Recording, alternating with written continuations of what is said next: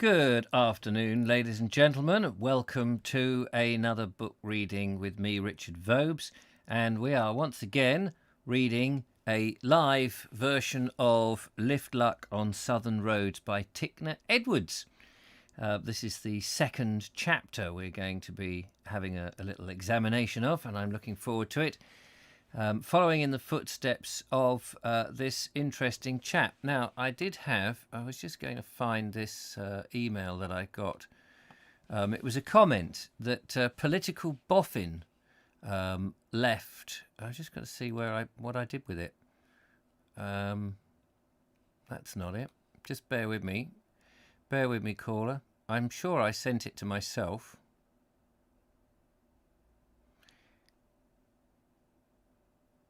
And now I can't find it. I was just going to show you a picture. I thought I sent it. How extraordinary. Did that this morning. It's interesting because he was a vicar and a writer, an author, and he ended up in Burpham. And I thought I'd go and... he died there. I thought I'd go and have a quick look for his grave. But oh,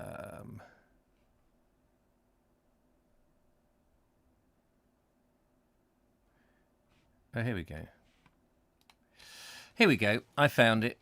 Right, here is a picture of what our author looks like. If I can get that a bit. There we go. There he is. That is Tickner himself. Apparently, he was actually christened Edward Tickner Edwards. Or Edwards, I don't know, it's got an E on the end. But that is him, and if I just go back again, it gives us a little... Where's the globe? His granddaughter wrote this little piece about him. Says, Tickner Edwards was my grandfather.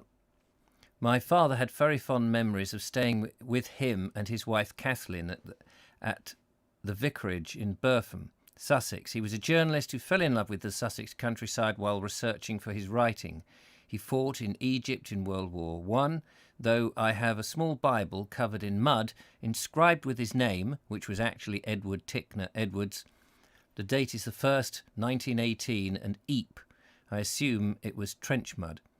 He became an ordained priest in the Church of England and wrote nature and faith-based articles for the local newspapers, as well as the novel Tansy, which was turned into a silent movie. Most of his books relate to nature, beekeeping and country life. He had 4 children, 3 daughters, of which the middle one, Phyllis, was my grandmother. His son, Edward, was killed in a plane crash in Aden, now Yemen, in the 1920s. His eldest daughter, Marjorie, and her husband, Cecil Hay, were in Singapore during the Second World War siege. Their exploits and memories were used by the author of A Sinister Twilight, Noel Barber, to inform his writing about the fall of Singapore. Tickner Edwards died before the end of the Second World War. I don't know whether he saw Marjorie again. She made it home on the last boat to achieve safe passage to England from Singapore. Though I never knew him, he always was spoken with great respect by his family. His sermon notes reveal great depth of insight, and his writings invoke a sense of wonder at nature's intricacies. He was a keen photographer and microscopist. So there we are, a little bit of extra information I thought I'd just share with you. So we are going to carry on with our reading here, if I can find it. Chapter 2. But before we do, let's say hello to TurboStream, who says it's a goodly afternoon from an overcloudy Birmingham. Philip Hammond and Mary, good afternoon to Richard and Julia and everyone. To the lovely Julia, good afternoon to you. To English Andy, hello Mr. Vobes. To Deborah Warren, to Steve G, to Mark Donny McLeod, to Linda Kane, to John F, to Kay Dean, to Lee Lawson, and to Nigel Sadler and Andrew Norris. What ho, everyone, and anybody else who happens to have tuned in. So let's crack on with Chapter 2.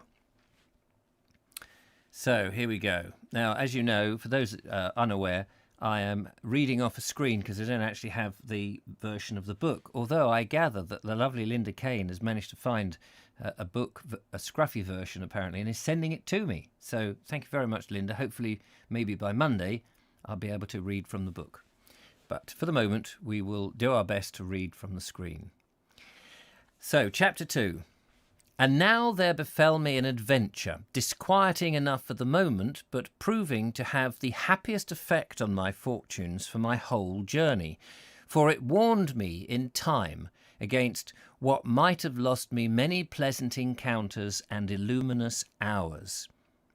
I had hardly hoped to escape altogether from the presence of motors, even when going by the least frequent ways. In fact, I had all but reckoned on an occasional motor lift, if only as a variation in the scheme of travel.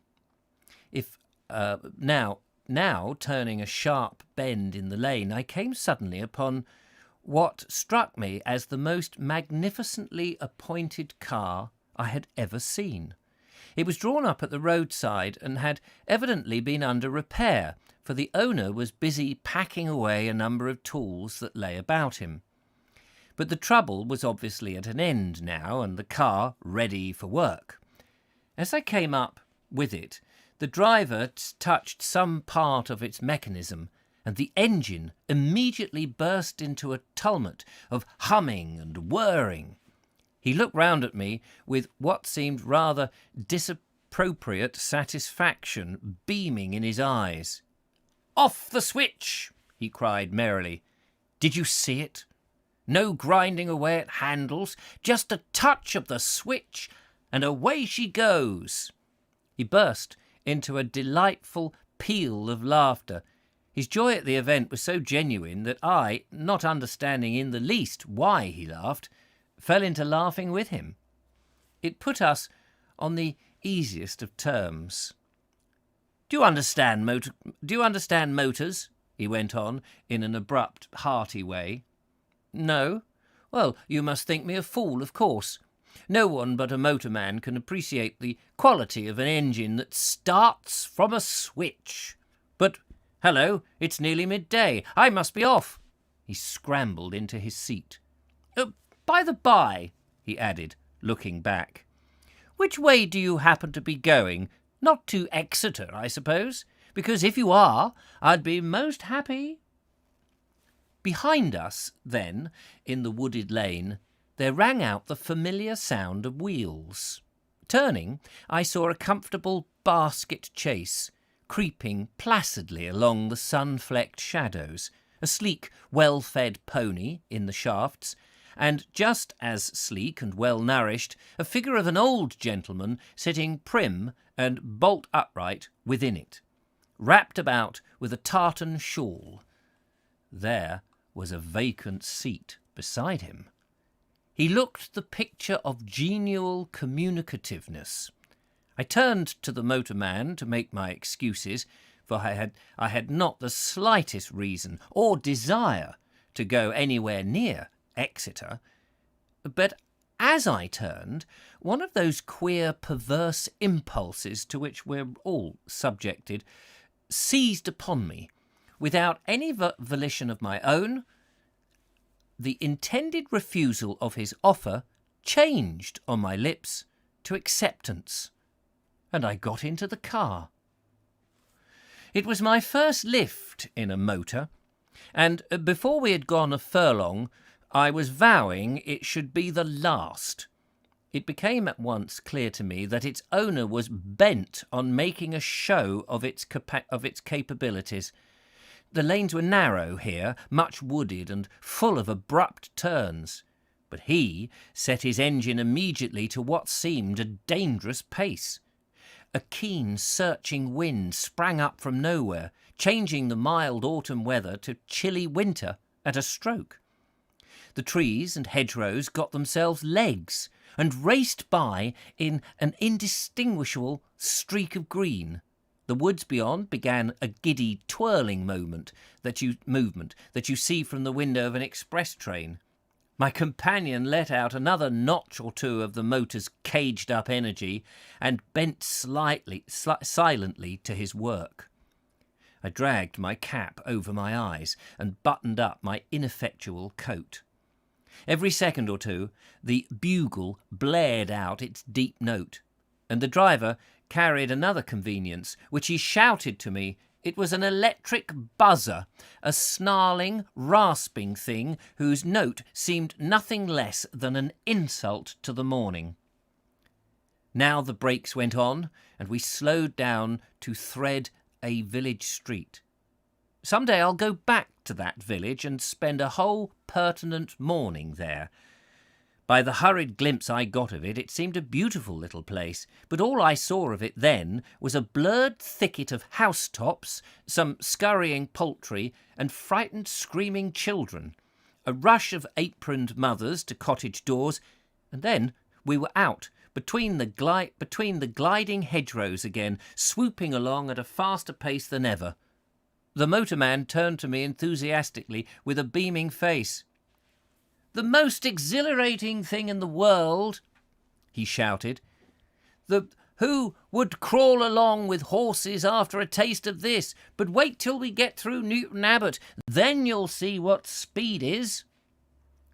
A glass lamp started up by the roadside, and then another.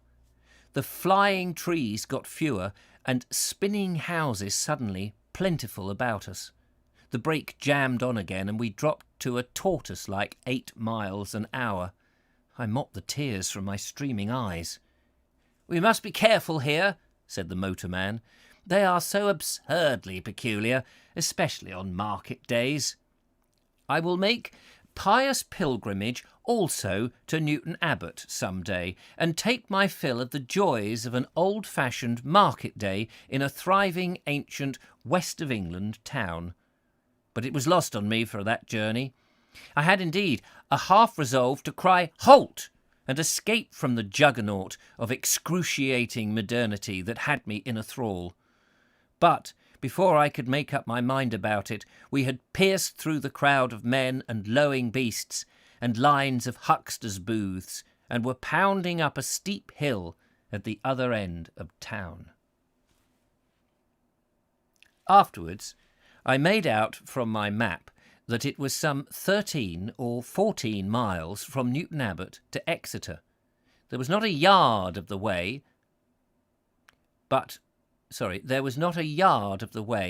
was strewn with my vain regrets, and will, at the earliest chance, be reconnoitred on foot.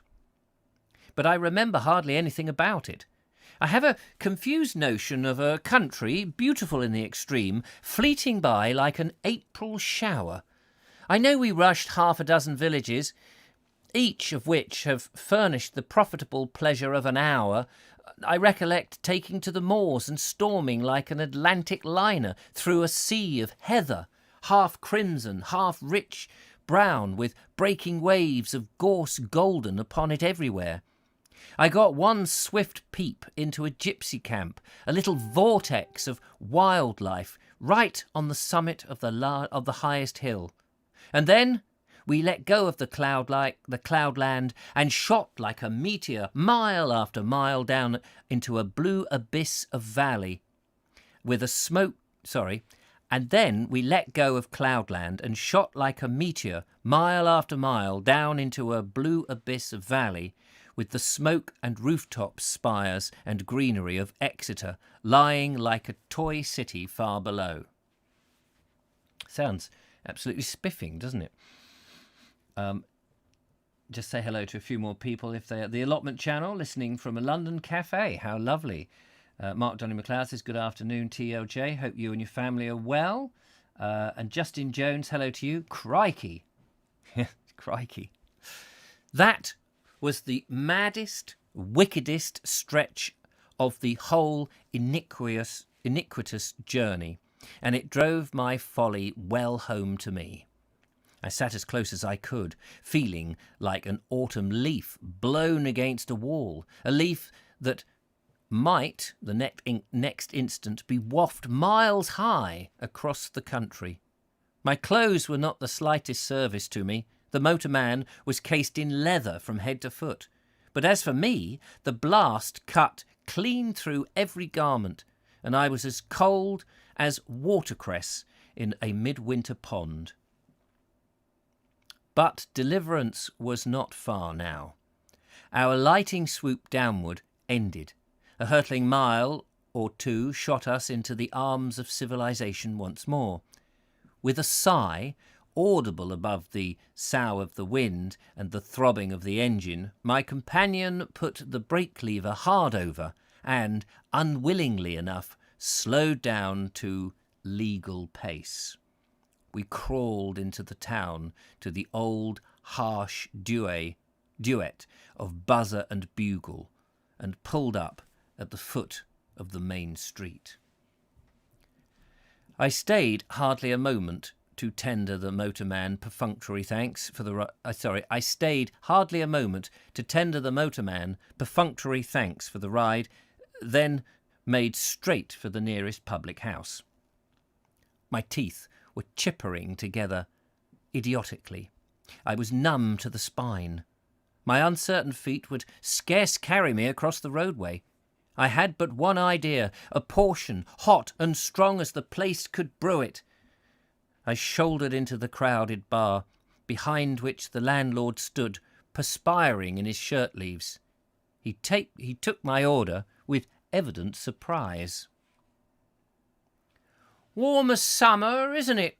he remarked. "Fire? Bless you, we don't want no fire. Why, I've started selling lemon squashes again."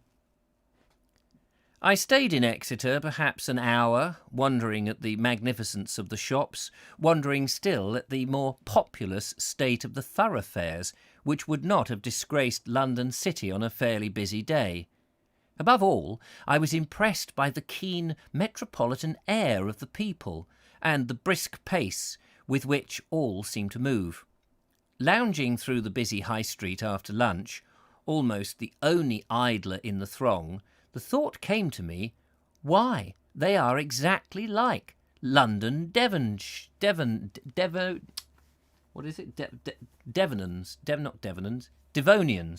Sorry, I just searched then for the word. London Devonians. And considering this farther, I seemed to get a clue to a matter that had long puzzled me. With most English provinces, to know the men of them is almost to know the province themselves. Climate and soil are alike reflected in the bluff brown faces. The Yorkshireman's downrightness and sturdiness and homely bonhomie are plainly derived from his vast bleak acres. Surrey gravel would speak, if it could, in the easy-going, hasteless Surrey lingo. The crisp, quick tang of the Highland Sussex is the very voice of the tireless downland wind and the rolling hills of chalk. But of Devon you will learn very little by studying Devonshire men in London. Go among the thousands of them there, and if you have never been into the southwest country, you will get an impression of a land not unlike Scotland, a close-fisted, screwing, yet lovable land, a land breeding, out of sheer necessity, a tough-natured, canny, domineering race, one with their native soil, loving to speak of it at all times, but turning their backs upon it with all the resigned yet shrewd alacrity of the Scot. But Devonshire is the very antithesis of all this. If the rule were to hold good, soil and climate producing the man, Devonians would be known by their static, genial, drift-in-the-tide ways. Whenever we met a good-natured, indolent countryman with a taste for lolling in the sunshine, quick for the pleasant, useless side issues of laugh, and very slow for the things that are hard and ugly and vitally important, we should be ready to wager that he came from this lotus-eating land of the West. Well, the country does really abound in such people. You find them everywhere in rural districts, but in these alone. They do not have to go to they do not go to the great towns. Hardly do they stray beyond their native horizons. As a rule, they are content to live and love, be merry, and die within the charmed circle of the same few hills. Cities like Exeter are made by a separate local strain of humanity, an upcropping here and there of virtually alien folk. They exist because there is a special imperious call for them. They are quarantined in independence, and to them flock all the hardy, keen, penurious souls of the country, and from them come the men of Devon that Londoners know, men of brawn, eager, witty, undisguisedly commercial men that take up the running with the best of us, soon out-cockneying the veriest cockney of the lot. I never knew telegraph wires sing as those sang that led me out of Exeter. I kept to the great main road designed for the rest of the day. I kept to the great main road designedly for the rest of the day, that I might sooner win north wind. Oh, wait a minute, Mr. Vobes, hang on, take your eyes off the screen, which is buzzing about, and have a drink of water. Billabong O'Neill, hello to you. Crikey, it's Billabong O'Neill. Good day. Oh. Right, let's try this again. It's the old screen thing. I never knew telegraph wires sing as those sang that led me out of Exeter. I kept to the great main road designedly for the rest of the day, that I might the sooner win northward to my turning point, whence I intended to go due east through the shyest, least exploited country I could find. There was very little wind abroad, but overhead, as I rode along through the rich afternoon light, a deep, quiet voice incessantly held forth, and at every post it challenged me with a hoarser melody than ever. If you've never ridden on the tailboard of a Pantechnicon van, you will hardly realise the serene satisfaction of that afternoon's journey. Still smarting under the indignity of the morning's escapade, and thoroughly surfeited with pace, I fairly gloated over our deliberate progress. It was like sitting... He's got onto a van. I didn't realise that. He didn't sort of mention that before. Just a bit weird. It was like sitting on your own back doorstep while the house moved steadily over the country. On the same perch with me sprawled a beery man in a green baize apron. He was fast asleep most of the time and didn't interfere with my meditations. To all intents and purposes, I was alone on this gentle voyaging platform and had nothing to do. Waiting for the screen to load. Oh, there's a picture here of a house. That looks there. I'm just going to show you this. This looks like the one in Bignor. I think that is the house in Bignor. An old English homestead, it says there, which apparently now somebody looked up, didn't they, to tell you how much you could spare. Sorry, it's on its corner. I can't do anything about that. I probably could if I rotate counterclockwise. Yeah, I probably could, but I'm not going to, because that might bugger up the rest of the reading. Where are we? I was alone on this gently voyaging platform and had nothing to do but watch the sights of the road, hearken to the lulling song of the wires above me, and let the mellow afternoon sunbeams steep me through and through. Now, this was a real place. Linda Kane says, I think you're right. Yeah, I think that. I mean, it's such a famous picture, isn't it? In Bignor, that particular. I don't know quite why. There must have been many more like that, but there we are. It just sort of made the travel books. I was for Cullompton, that we said was a real place. Is that how it's pronounced? Cullompton. Some 13 miles off, and the van was going all the way. It was perhaps the least eventful stage of the whole journey, but it had its small interests and inconspicuous pleasures at every turn. Moreover, I was outrageously comfortable. I sat in a kind of nest like a sandbag armchair made up of bales of soft household lumber. The man at the other end of the tailboard had little else than some odd garden tools and a lawn-mower to lie on, but as he was apparently quite content, he snored uninterruptedly. I did not trouble about him. I don't understand. I thought he was sitting, from his description initially, on like the board at the back of this thing, so there was a platform there and it's moving and it's just sitting on the wood. But from this, he seems to describe that he's actually inside just on a, like, what do you call it? A flatbed lorry. Columpton. Is that correct? Columpton. Our progress was extraordinarily quiet.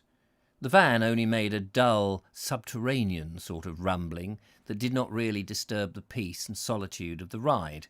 All that tranquil golden afternoon, and far into the red twilight we ambled on. Now and then the van pulled up at a wayside inn.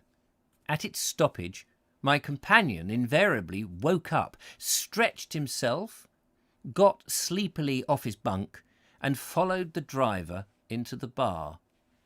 For the first few times I went in with them and paid their score, but they proved the dullest pair of fellows I ever took the road with, and I soon tired of their comradeship, thereafter remaining in my cosy nook until such time as it pleased them to move on. And when this happened, the man in the green baize apron was always asleep again before we had travelled half a mile. Sounds idyllic.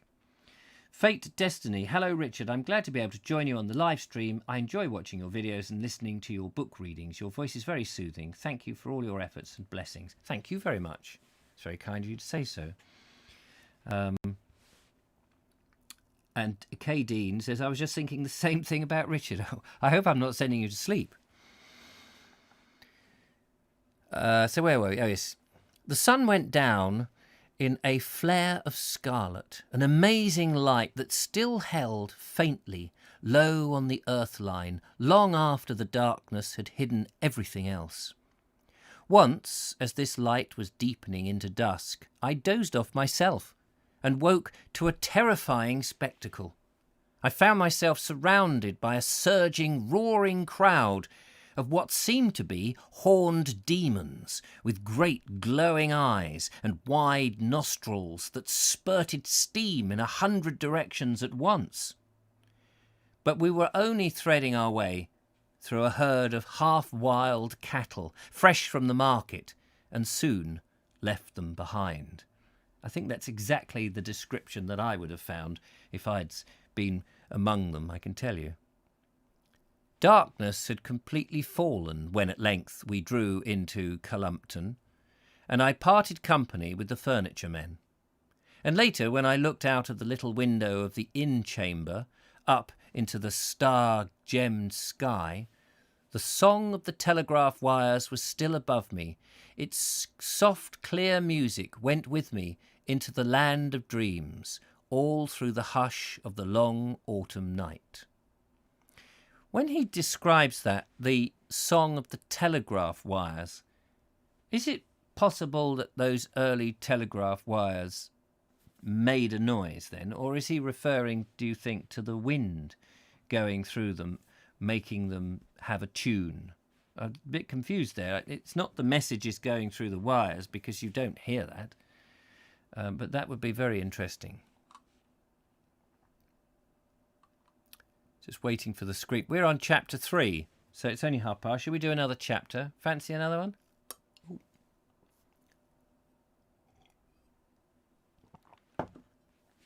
Chapter 3. The first step eastward.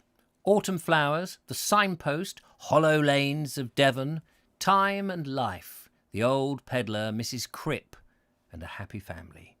That seems to be what the chapter is about. Mark Donny MacLeod says, yes, early wires did make a noise. Did they really? I didn't know that. How did they make some sort of buzzing sound then? I mean, is it because they vibrate? That's absolutely fascinating. Didn't know it. Right, Columpton, by daylight, proved to be just the kind of place one would expect from its name. It had a blunt, taciturn, almost surly look. Just a moment. Let's go and have a quick look at this place. I'm going to have a Columpton. Columpton, here it is. There is such a place. Let's have a look on the map. Hang on a minute. Let's find, you can follow where we're going. Off the M5. Oh, I must have passed it the other day, did I? Where did I come in? Oh, no, I didn't go low enough. Okay, Columpton. There's the church. Let's just have a... Where's the high street? He's talking about the high street, so... Just looking here. Wherever the high street was. The old A5 or something must have gone through there. But let's go to the church, because that's probably... Here we go. This must be the old route here somewhere.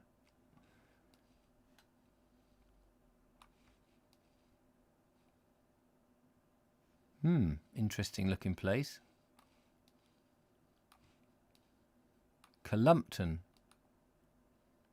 So this is 4 Street. A few modern places. That's the sort of thing you would have seen. Very Victorian. All this a bit modern. Where's the church? I wonder if he's going to go to the church. I don't know where the church is. Oh, the church is up here.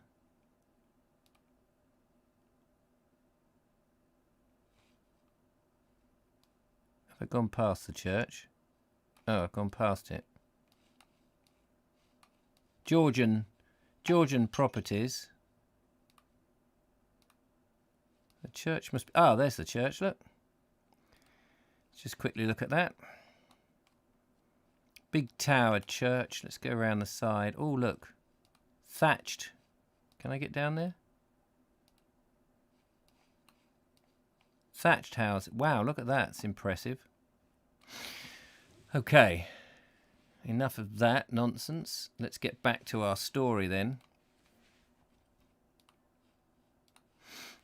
Columpton by daylight proved to be just the kind of place one would expect from its name. It had a blunt, taciturn, almost surly look. In the wide, curving high street, the houses seemed like strangers brought together in a crowd and having just as little affinity. Old and new were strangely intermingled. Well, that's still the case today, from what we saw. There were those lofty red brick houses with bulging bow windows, stretching the whole length of their fronts, and square, fortress-like houses with little coven roofs peering over the stone-edge rampart tops. No,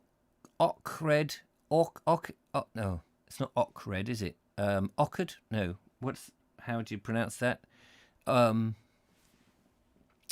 can't get the pronunciation because I'm looking at the word and it's not spelt like that. But anyway, whatever. Ockhed walls and thatch. Ancient thatch. We saw the thatch. Ancient tiles and luring grey slate ranked together with the grisly 16th century stonework and the bank of utilitarianism of houses whose mortar was scarcely dry. Yet the place had a staid, comfortable air of its own, and the people a leisureliness of movement, in refreshing contrast to the throb and turmoil of busy Exeter. I got away just as the sun had cleared the eastern hills, feeling I was well on my destined and desired road at last. Oh, he didn't go down and look at the church, was swine. I was Ockard. Oakard. Oh, thanks, Julia. Yes, Oakard. In the green outskirts of the town, I fell in with a friendly butcher boy who, on the first word of inquiry, fairly boiled over with intricate topography. He waved a blue calico arm at the distant landscape. See that? See there, girt long stretch of hills? Said he. Black down hills they be. Well, Now, get over there, and there you be in Somerset. He proceeded to pour out an interminable list of names, places I was to pass through, turnings to avoid, shortcuts to be artfully negotiated, but the sight of the far-off Blackdown range was guidance enough for the present. I decided to forget the minutiae of his directions, and hitching up the straps of my backpack a hole or two, set off gladly enough on the first stretch of the day's journey. So I wonder in what direction that was, because he doesn't actually say, but let's go back here for a moment. Hang on a minute. Come back here. Let's get rid of that. So the hills, Somerset where is Somerset? Somerset's up here, isn't it? Because there's Glastonbury. So he must be heading this way. Oh, Blackdown Hills, here we go. So perhaps he's going to go to Blackborough, Dunkswell, Culmstock, somewhere around all this lot. Blackdown Hills, an area of national beauty, it says. Let us, no, here we go. Let us see. Oh yeah, Blackdown Hills, that's what he did actually say that, you see. That just shows. When you're reading, you don't always take in everything. I'm so busy trying to read it clearly that sometimes it goes over the top of my head. Oh yeah, Blackdown Hills, right. Interesting. It was one of those happy autumn mornings, happy because nature had ceased to look forward, had given up any ideals and inspirations, and was frankly making the most of what remained to her of summer growth and life. Overhead, the warm west wind harped in the treetops of the wooded lane, and the weak sunlight kept coming and going across the path before me. The distant blue hills lit up, one by one, with a searching touch of gold. To windward, behind me, there was an ominous bank of light, innocent enough at present, but which might mean rain before the day was through. Looking about me as I strode along, it came as a revelation that here, in the heart of the West Country autumn, had, in truth, scarce begun. By the sea, the brine-laden air of late October, that's sort of now, isn't it? Late October, had filled the woods with a tawny light. But here, inland, the trees still carried their full canopy of green leaves, hardly tinged by the season.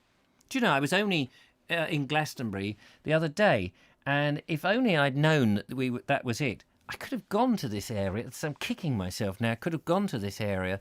Part of me wants to just run to the van and go for a few days in that neck of the woods and plod about in his footsteps and show to you what it must have been like. But it would be nice to have gone to he made a thing about going to Cullopham, or whatever it was called, Culloden, Cullumpton, whatever it was. And it would be nice to go in and explore that in a bit more detail. But hey-ho, that's there for another day, I guess. Yes. The hedgerows on either hand waded in bright colour. I counted a dozen different kinds of wild flowers growing abundantly within the space of a few yards. Poppies in plenty, and the yellow of hawkweed, buttercups and dandelions at every step of the way. There was a wealth of campions, pink and white, red archangel, cranesbill, nipplewort, and silverweed. Wild strawberry blossoms starred the green banks. Nodding purple heads of sheep's bit stood up and out of a rich growth of ferns and greenery innumerable. I wonder if all those wild flowers are still there in this modern day. Higher in the hedges there were clambering vetches, tall. Higher in the hedges there were clambering vetches, tall St. John's wort, a sprinkling of late blackberry bloom mingling with the yellow of the gorse. Whatever a gap or gate in the hedgerows opened up the fields beyond, Wherever a gap or gate in the hedgerows opened up the fields beyond, these were bright with veronica and milfoil, while here and there a whole hillside glowed like charlock, like a river of gold. Sounds absolutely wonderful, doesn't it? And idyllic. And I bet if you went there now and those fields would just be the perennial ryegrass and all these wild flowers, I bet you that they would be gone. Noting these things joyfully as I went, I had covered several miles of the way when, at a sharp turn, the road divided into two equally well-beaten tracks and brought me to an indecisive halt. There was a signpost, but it had been newly painted. Its three arms pointed, truthfully enough, in the three directions, yet bore never a word as to what lay beyond.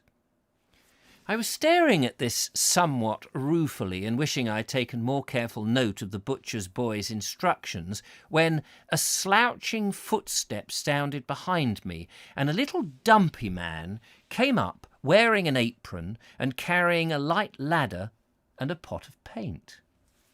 I guessed him to be the sign painter and naturally appealed to him for guidance. But instead of a civil reply I had counted on, I got, to my surprise, only a surly grunt and an order to stand out of the way. He reared the ladder against the signpost, mounted it unsteadily, and proceeded to get his tools ready, looking down at me from time to time with a malicious grin. "Ye just bide there long," he said, between hiccups. "And what are I going to do? You'll learn about it soon enough." Evidently he thought this a capital joke, for he kept chuckling to himself as he stirred the paint, spinning out his preparations for the job to their uttermost length. And when at last he was ready for work, he started on the arm that pointed back to Columpton, knowing well that this would be the least service to me. It was altogether a difficult situation. My first impulse, on a flood of righteousness indignation, was to upset him, ladder, paint pot, and all, into the ditch. But a second and brighter idea occurred to me. I sat down under the hedgerow nearby and patiently waited. It was a good half hour before, having finished his work, he came lumbering down the ladder again and tittered off down the road. When he was gone round the crook of the lane, I rose, full of the purpose that had long been caged up within me. I plucked a big tussock of grass and painstakingly rubbed out all the letters on the signpost. When the words were reduced to undistinguishable grey smudges, I went on my way in jubilant self-confidence, self-content. But it was a short-lived triumph. Beyond a dozen yards were behind me the stupidity of... before a dozen yards were behind me, the stupidity of the act came well home. It is true, I had revenged myself on the sign-writer. He would have to have his work... he would have his work, contract work, no doubt, to do all over again, and thus far he was rightly served. But until this was done, every innocent stranger that happened by would have to suffer with him. In its trivial way, it was a good instance of the folly of human meddling with the profoundly intricate matter of retribution. For that it is forbidden fruit, of which none but the omnipotents may eat, and go scatheless. A very little man may give to undeserts, and give not unwisely, but it takes a god to pay. Not sure I understood all of that, but anyway. I had been some 2 hours on the road now, and the character of the country had entirely changed. I could no longer see the Blackdown hills. The way ran in the midst of dense woods, in and out of little dells full of the sound of water, and through deep cuttings into rocky summits of precipitous hills. These deep clefts were always overarched with a thicket of beech and holly and bramble, so that they were more like tunnels than open ways. Outside, the morning had cleared, and the sun shone hot as on a summer noon, but in these tunnels hardly a ray penetrated. They were deliciously cool, and what light there was filtering through the close woven branches overhead, and gave to everything a greenish tinge. In the shadiest of them it was like walking in some grotto at the bottom of the sea, and the long lines of ivy and bramble that hung from the roof, and the delicate ferns that clothed the rock on either hand, served to complete the illusion. Under any conditions, it would have been difficult to hurry on such a drowsy, sun-steeped morning, and I found it next to impossible to get through any of these dim cloister-like places without a halt. Time, life itself, seemed to slow up to a sane and manageable pace directly the footsteps began their rhythmic echo within them. But indeed, after the first day of the journeying, time became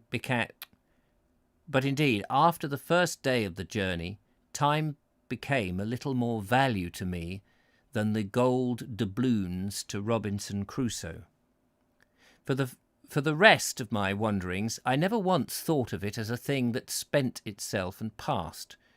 It is only in the life of cities and on the great main roads that hours exist to lag or fly. Here, in the quiet Devon lanes, time seemed as much a static condition as sunshine or the waters of the ocean. It was something that abided and an eternal medium of life, and not a gliding current that, unexploited at the moment, was to be lost forever.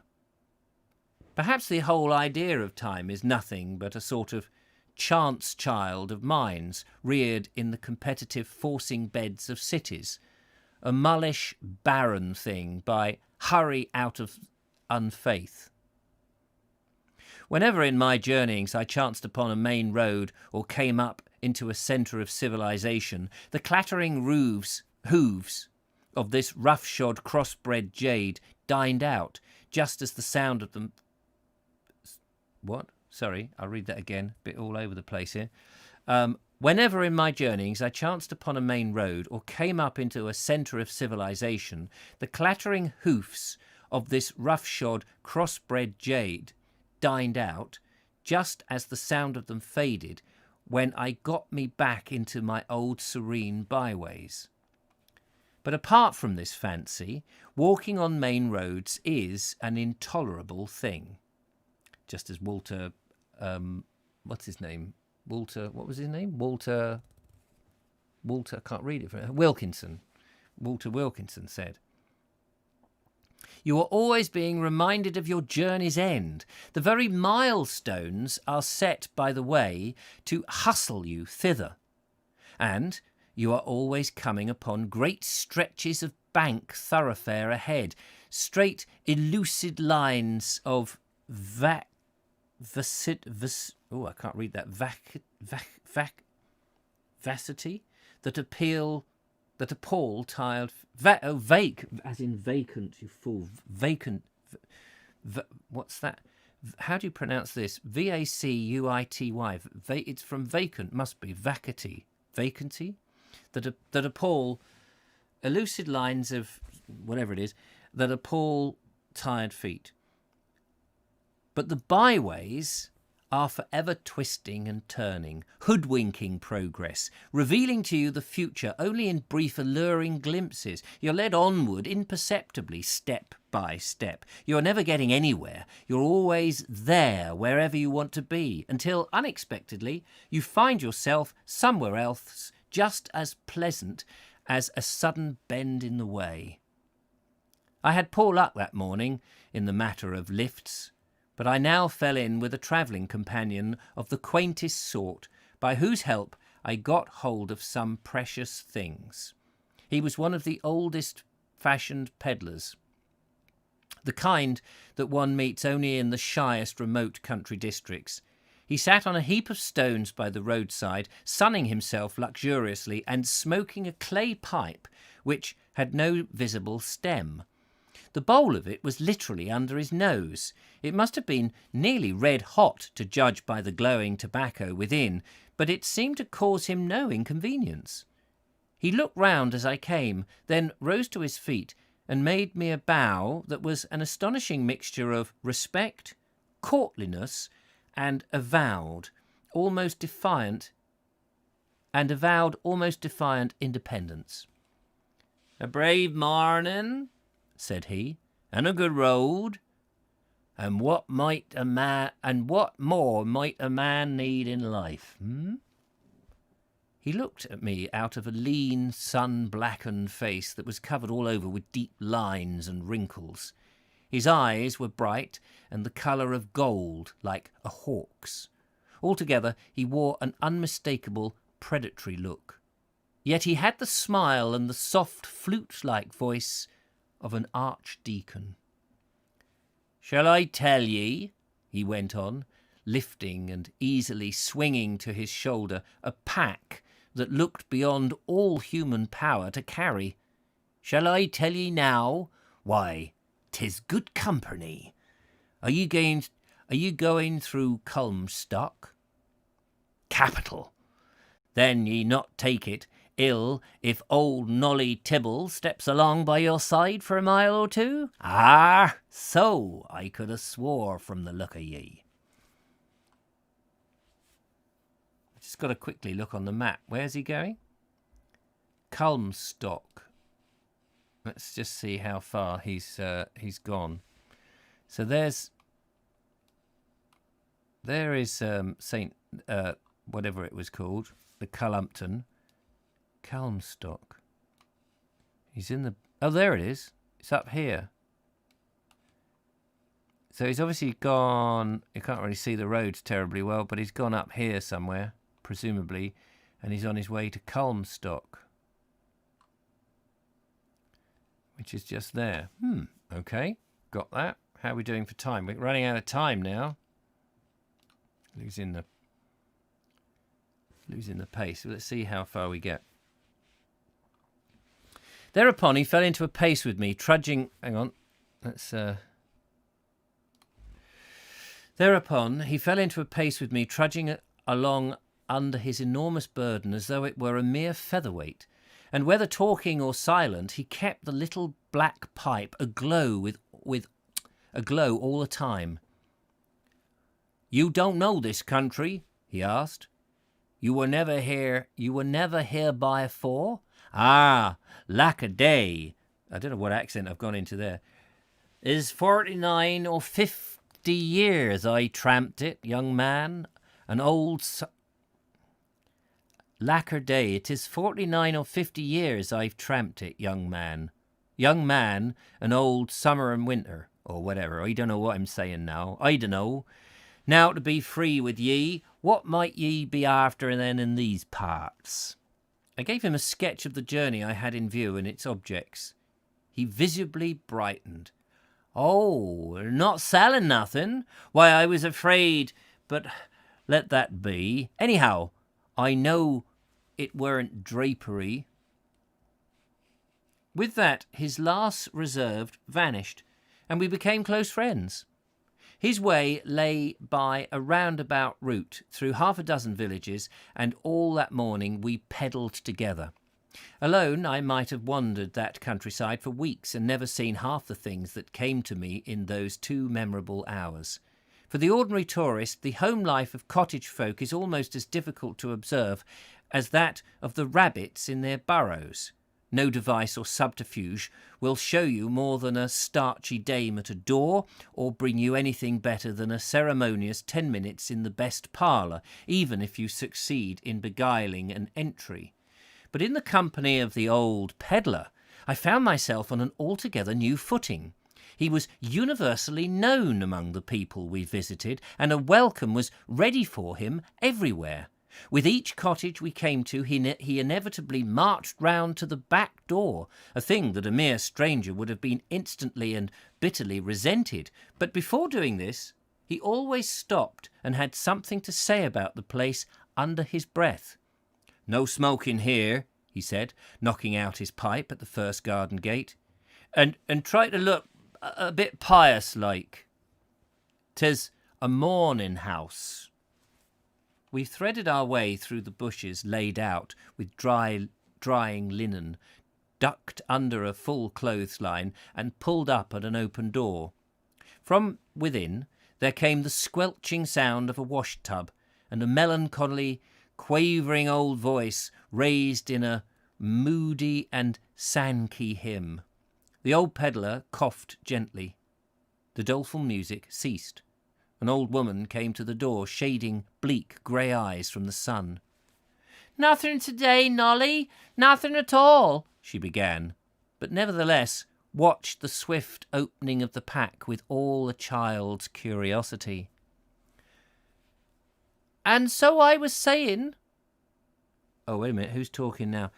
"And so I was saying, Mrs. Crisp, to my apprentice here, but I says no harm done, I says, if we just looks in to see how we're going with ye. Are you bearing up then, my dear? That's there an uncommon bit of crape. Such a good man as he was. Jet brooches, and all the go in Lunnon, 9pence. Jet brooches. Jet brooches is all the go in Lunnon. 9pence then, Mrs. Crisp. If ever a man stood near the Golden Gate, 'twere he. I'll go to bail. None of your marauderings, just a step, and in he was, as I said a minute ago to my...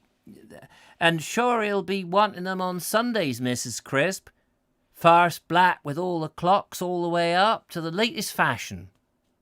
His face was the very picture of decent woe, and his voice a match to it, as he knelt rummaging in his pack and producing one after another the named articles of the merchandise.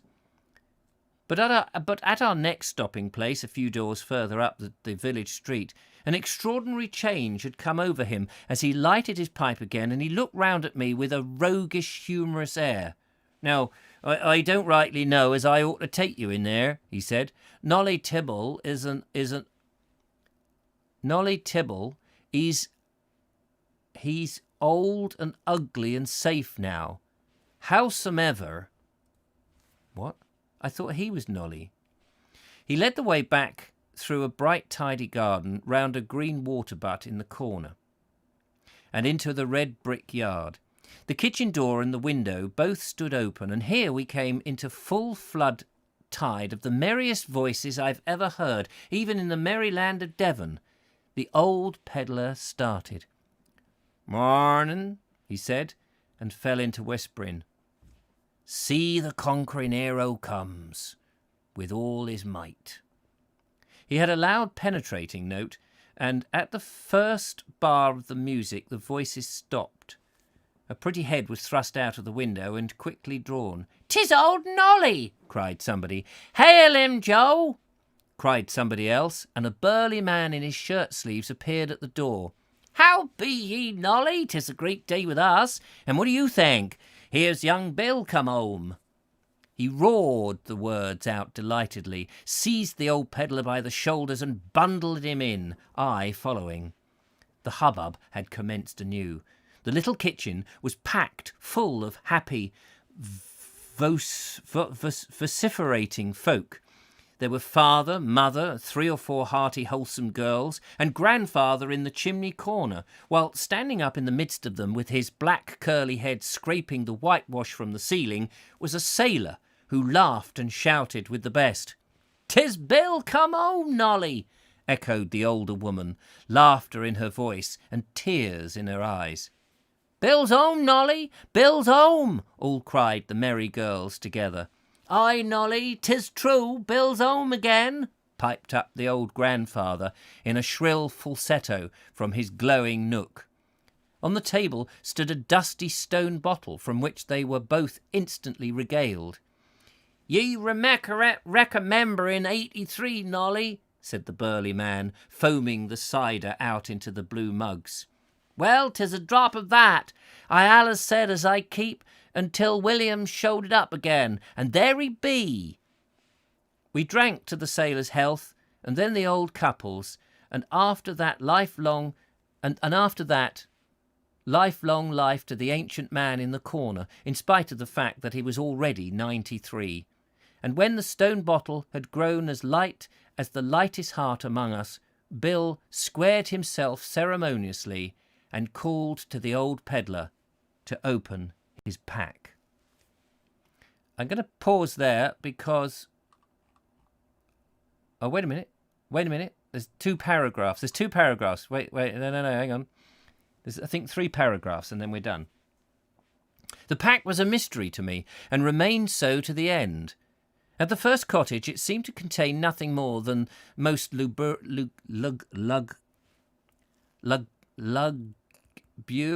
I can't say it, lugubrious, thank you, I've lost it, lugubrious wares. But now it bloomed like a flower garden. Nolly brought out silk handkerchiefs that would have put a summer rainbow to shame, earrings and necklaces and brooches brighter and better than gold, and studded with jewels that you could never have bought in Bond Street. He produced neckties and scarves, bottle of scent tied up in ribbons, cakes of fancy, soap, lace enough to bedizen a whole parish. And when the Lordy Bill had distributed presents to everyone, Nolly still had something more. He fumbled in his waistcoat pocket and brought out a little parcel of tissue paper. This he opened with an odd smile and laid it outspread on the kitchen table. It contained a dozen or so shining silver wedding rings. An instant silence fell upon the whole company, and all looked at Bill. "'Twas just a thought, and no more," said the old pedlar after a while, conscious of the difficult atmosphere, and feeling his way very carefully. "Knowing what I knows, and thinking as not as Bill here might be taking a bit of a stroll down the lane pleasantly. Well, 'tis a brave day for a homecoming, and what a spanglorious fine cider to be, shawl and all."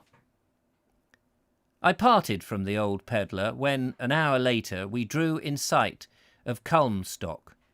He had a call to make at a farmhouse a mile away from the road, and the last I saw of him was not of him at all, but of his belongings, the great pack jogging comfortably along, with a pair of gaiters dangling beneath it, and a trail of blue tobacco smoke lingering behind.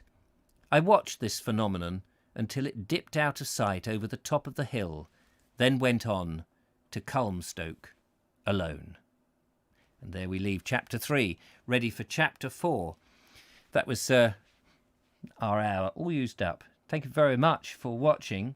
I hope you managed to do that.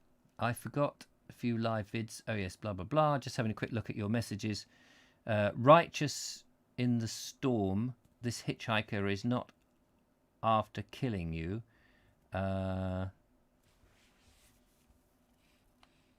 Sorry everyone, I was late. If I'm honest, I forgot there was a bit of conversation going on there.